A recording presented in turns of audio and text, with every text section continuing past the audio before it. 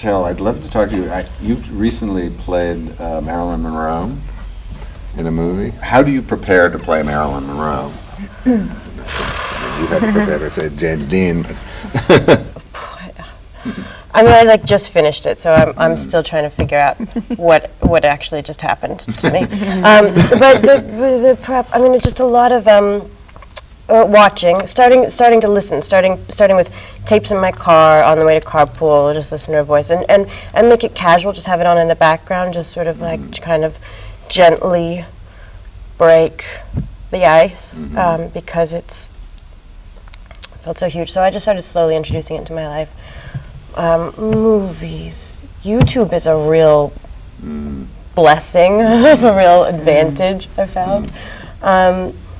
And then to the point, I just started at home, and then I started experimenting, and then I would ask a friend to come over, and a good friend to come over, and tell me what they thought of how I was doing, or just using little flavors of it when the delivery man comes to the door and you get a FedEx, just try a little something on. Just do a lot of work in private before you take it out into.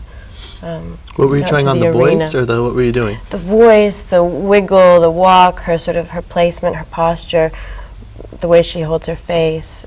Was the delivery man weirded out? No, I don't. You wanted to come in. Do you sing? In the Marilyn movie, I do. Oh. Yeah. I recorded a track for it, and had lessons and everything, and then laid down a track. And then on the day, it sounded so awful to me, and I felt so weirdly more embarrassed to be lip syncing to this track that was made in this very sterile environment with technicians and it wasn't my space.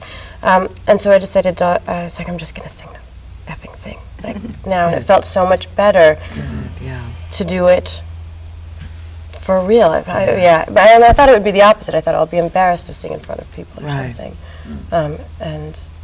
And I actually, no. Is this sounding familiar to you in terms of your James Dean experience? Or? Yeah, I mean, I think the big thing, you have the source material and you watch it, but then there are two things you have to find. Well, who is the person underneath? Because she was a performer, he was a performer. So you can look at the movies and say, oh yeah, there's some behavior that probably is close to how he was because it's consistent, or from what people said, oh, he's most like his character in East of Eden, or at least behavior-wise. But then, James Dean, I'm sure there were innumerable biographies, and everybody's got a different take.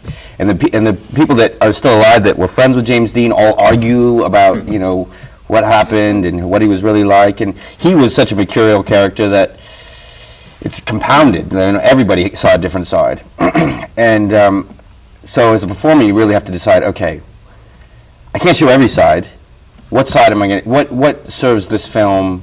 What side am I going to show? What serves the story that we're telling? If it's this 6 weeks, what was she like in those 6 weeks? Or what side of Marilyn are we telling in these 6 weeks? And then I guess the last key thing is what you do as a performer is you say, all right, I've got all this stuff. I can see what she moved like. And then you say, well, what's the emotional connection? Why, kind of what you're talking about, she was fragile. So I'm sure that manifested itself in certain behaviors, or, you make those connections. James Dean was, had this weird thing where his mother died when he was 8, and his father, sent him away to live with his aunt and uncle, and they raised him. So he lost both parents at once. So I'm sure, how could that not have a huge effect on him? And so you say, well, I guess you can see that in the slouch, and, the way he kind of mumble, and you kind of make those connections. I mean, that's the way I did it. When you talk about it, it sounds like kind of what you did. She actually had a stutter, Marilyn Monroe. Did she? Yeah. As a child, or as a child. I mean, she just had the most horrendous upbringing, such a rough start in the world. It's actually amazing to me that she radiated all this free and easy. The sun is shining, and you're in a convertible and the top is down, and she just had the most traumatic childhood I've ever come across. There was a real sort of dichotomy in how she was able to present. It didn't register anywhere in her body. It didn't.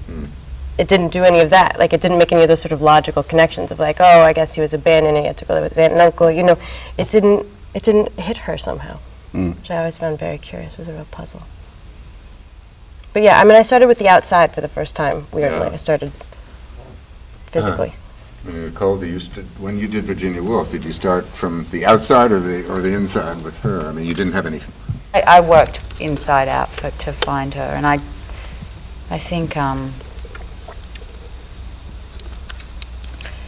don't know, I just somehow could access all the things she was going through with doctors, and because I was in a particular place in my life at that time, so it was very available to me, and I was lucky to have Stephen to handle me with kid gloves through the whole thing.